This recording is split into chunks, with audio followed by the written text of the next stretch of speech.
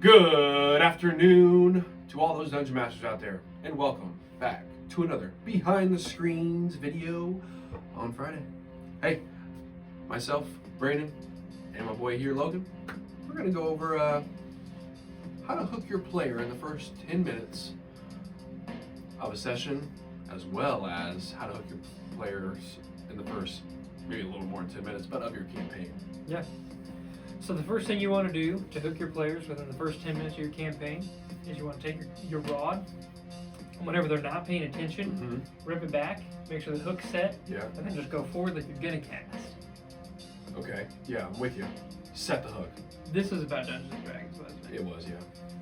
Cool. I knew that. We'll just rewind that. But that will work too. It probably really will hook your players in. It would hook your players right into your campaign.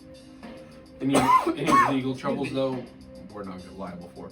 But the first one we want to point out when it comes to campaign is you really want to make sure you create a world that invites players in. Yes. You want a place for them to be in the world. You don't want it fully fleshed out to where they feel like they're intruding. They want to feel like they're putting something of themselves into that character, or else so they can actually be invested. If it's just handed to them, like, hey, this is the character you're playing in my setting, I hope you have a great time. They're going to look at it, they might have fun, if that's their flavor. But if you're trying to hook the player in the first 10 minutes, you have to invite them in. Simple as that. I agree. I think it's also really important to say it's cool to have a fleshed out world. I mean, I think every Dungeon Master out there, we all want that regard, but you have to be able to be willing to, for your player to be able to change your setting too, if that's the case. Absolutely. So if you have a fleshed out world, like giving out that in that session 0, and you're like, hey, this is the world we're playing in, and that character comes with something that's kind of oddball, maybe not quite fitting, you find a place to fit it. And maybe you have to work with the player a little bit, but you find a way to fit it, and that is the inviting nature we're talking about. Like, absolutely. that it fits that void. I always encourage my players to bring something about their character to the game. That way it's immediately implemented for them. It might not get touched on in the campaign early on, but it just sets them in the setting at the very beginning. So instead of inviting them in, they're already rooted in. Sure. And then after that, you just have to create a world that they're invested in. And I agree, yeah. We all know every player out there, totally different styles. Like, there's guys that'll come with 2 sentences on their backstory, and there's guys that come with a light novel in their backstory. So like, trying to accommodate for both those can be difficult. But just being able to just find a way to work that in, either one, I think that helps with, we all feel that pull sometimes when you're at the table and that your player is just not interested. Yeah. So being welcoming to that player starts before the session 0. I think that really helps set the standard to want them in. So, which brings us into like, I think that next point of like, it's if you have a really heavy lore to start out your story, maybe it's the first time maybe it is a homebrew world, and I guess this plays more into that fact if it is homebrew. But if it is really lore heavy, being able to get out a lot of that information and let your players learn it by session 0. Yeah. That would be a time to sit down and dump everything on them there. As they're helping create the characters, you're helping unfold the world in front of them based on what they're interested in. That's a great time to lay out that heavy lore instead of at the table. Very first session, hitting them with a wall of monologue is going to not hook them. That's going to have them looking at their phone, distracted, doing whatever, playing with their dice, charging all of them on natural 20s. What you want to do is have that all taken care of. That way, whenever they sit down for that first session, for the first bit of the campaign, they're ready to go. They're locked and loaded. Yeah, which I think it's important to say, if you have a lot of lore and you're sitting on like those session 0s, now's the time to incorporate back to that point 1. Like, that's when in that session 0, when you're like, hey, this faction and this guild does this, this does this, and you have that player that goes, well, they kind of like to do this, but I don't know where it fits. You go, okay. And then now you guys are brainstorming together and kind of having a little workshop where you can create that on the spot in that session 0 to include that character in, to that world. So it sounds like hooking your player is a little bit of pre-work. It doesn't just happen in the first 10 minutes of the session. It happens before you even sit down. Yeah, I mean, if we're gonna be frank, yeah, I mean, the second you go, I'd like to run a campaign. Would you like to be one of my players? I think it starts right then. Yeah. You know? Oh yeah. So one of the next points we had talked about was creating strong ties with NPCs or players. What were your thoughts on that one? Yeah. So if the characters come in and they already have something they know, for you that was Brish. Brish was a constant in your life for the world of Torvengard. That character wasn't there on session 1. It took a while for him to be implemented, but that was something you knew. You had your family that you had also given me. You had select locations around the town that you had given me. Those portions, they're going to tie you to that world. Whenever they can get thrown in, instead of a character recognizing that's you yourself. Like Brandon is going, oh, something I'm finally familiar with. Sure. Instead of getting hit with a whole wall of this is brand new to me, you're going, oh, hey, I remember me and you talked about that previously. Like we sat down together and we talked about baked crumbs. You know, it was where my mom would always, it's where she worked, it's where I grew up, I spent half my time there. If it weren't at baked crumbs, we were next door at the library. It's something familiar for the NPCs to immediately recognize in the story and latch onto. Because at that moment, you really are just looking for anything familiar. Right, so basically, you know, what you're saying is having those PCs, those player characters, having the opportunity to have agency, but like a built-in, like, not need, but a built-in, like, I'm searching for a word here. Like they built into the story. Yes. Yeah, like I don't know how else to say that, but they help build that world in that way. Yeah, absolutely. Like, they have a stake in it. Yes, when they get to explore it, they go, oh, that's super cool. I know that guy, or hey, I had a part in that, or you know, and it could be good or bad. Yeah. But you know, and that helps that player go, oh, cool. I helped do that. Now I'm really interested. Right. You know? Oh yeah. Like I said, it's just one little thing to keep them latched onto. Because they're going to see that and they're going to run with it. Yeah. Ideally, that's your best character, or that's your best case scenario. Is the character is just going to run with that for you? They're already hooked. Right. They took the bait right there. Yeah, absolutely. Another big one, which you know, if we're talking about time periods here, right? The first 10 minutes of a campaign, finding a way to pull your characters right out the gate. Absolutely. The games that I've admired the most is when the DM on the get-go hits the player with something. Like one of the first words out of their mouth is the player character's name. The realization on their face when that happens, when you're called out like that, like you're just anticipating to sit there and hear a monologue, and then you go, Logan, I need you to roll a d20 for me, and you're going, oh gosh, what am I into? Immediately you're there, you're jazzed, you're rolling dice. They've already done it. Well, one thing we've discussed before was, when you start a campaign, an interesting way to do it is like to bring in, like you can monologue for a couple minutes, and then you bring in a character and you words have escaped me today, but you bring the agency to that character, you know, right away, and then you can add a little more detail to the story, bring in the next character or two, and bring them right into the story and add agency to those two characters, tell a little bit more. Like, you don't have to monologue with that deep lore in that first 10 minutes, but you were more than welcome to do it over that first full, you know, like session. Yeah. Tying that, what you just gave descriptors to those characters, and then allowing them to fill that like void in that description that you just gave, kind of. And then you bring in the next ones, and then you tie in that more. So, you know, over the first 2 to 4 hours of that campaign, you've given out a lot of information, but it's been over a very long period of time, while also allowing your characters to build that framework that you just described.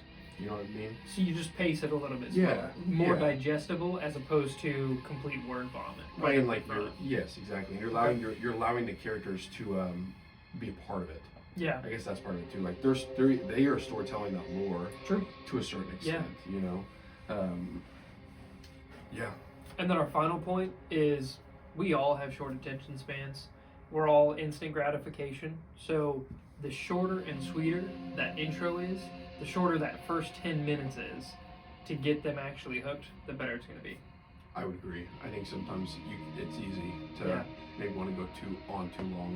And especially when you start a campaign, we all want to be the note takers in that first one. So when they're just more focused on like trying to like copy down and write. Every word that you said. Hold on, can you say that again? Can you spell that for me? What was their name? are they really taking it Yeah. in? Or are you kind of losing them a little bit? Oh, yeah. Because you want them to, like, as a DM, I'd much rather everybody be looking at me and just we all are engaged in that beautiful moment to the start of hopefully a very long story. Yeah. I'd much rather us all be looking at each other. That active for those first few minutes, Yeah. All right, so that's campaign, right? Yeah. I think that's some pretty good, what we've kind of hopefully compiled. Let us know what your thoughts. So now let's break it down into a session. Yeah. So if you've already had the campaign running, you got a good couple sessions in, you want to make sure you keep that momentum. Mm-hmm. Every single session, whenever you start that session, that's how the rest of that night's going to go. Yeah. You want to make sure the energy's there, so you want to hook them within that first 10 minutes. You want to make sure they're paying attention. Easiest place to start is exactly where you left off. If you just got done taking care of business and, you just got done talking to a priest in a temple, that should be one of the very first words for the recap. You want to recap what just happened as the DM, but you don't want to beat a dead horse. Right. You want to touch on where they were and immediately build that. You want to make sure that the scene that you're setting, now's your chance. You had all week, all month, however long you haven't been playing, you had all that time to pour into that one intro moment.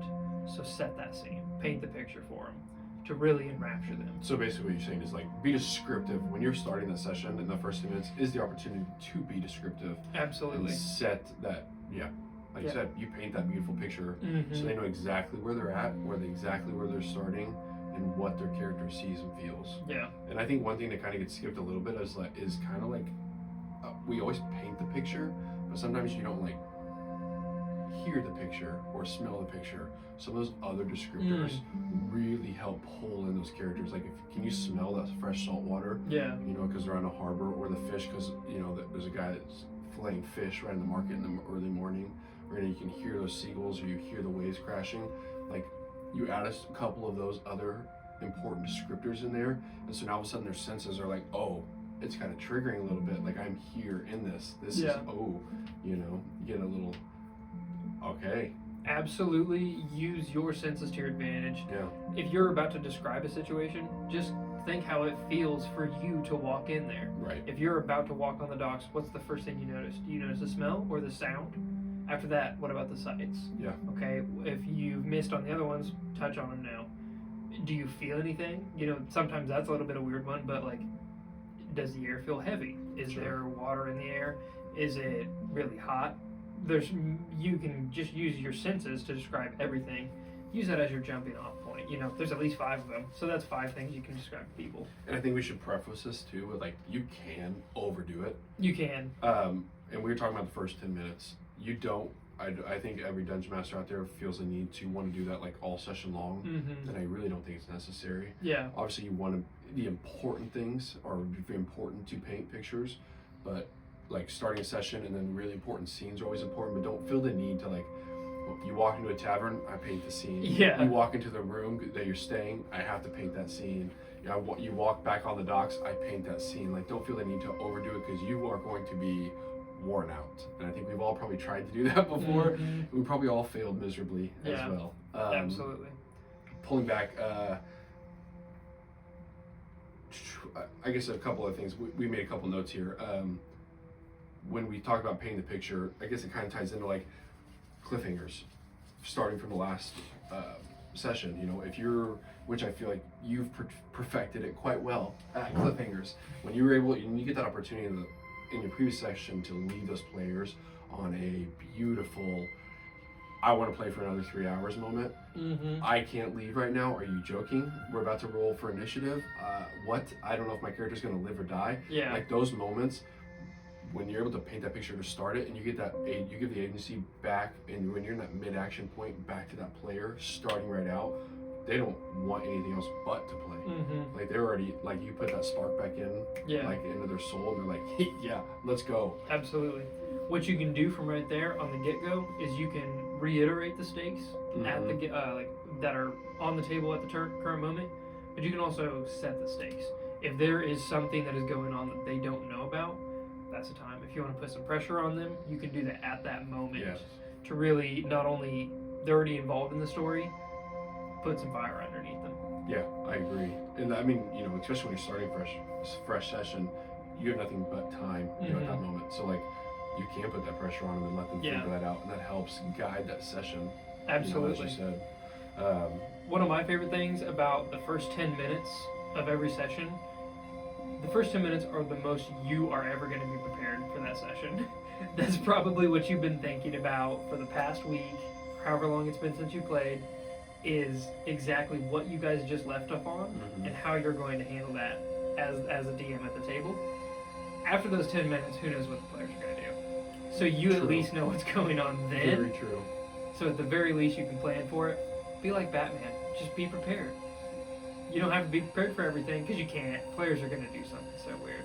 Well, yeah, I think it's every dungeon master, you know, you don't want to over prepare. But like you said, if you can prepare those first 10 minutes to like get your players in that starting line and just, you know, pulling trigger for the saying go, and letting your players run the gambit, you know, if you have to improv in, that's what we do, right? Yeah. That's it. But giving them that great starting point and just having everything ready to rock and roll. Because sometimes, I mean, we've all had sessions where you started in those first 10 minutes, you're in that same position 3 hours later. True, yeah. You know, depending on what's going on. Oh, yeah. So, you know, it only helps you, you know, from that point. So,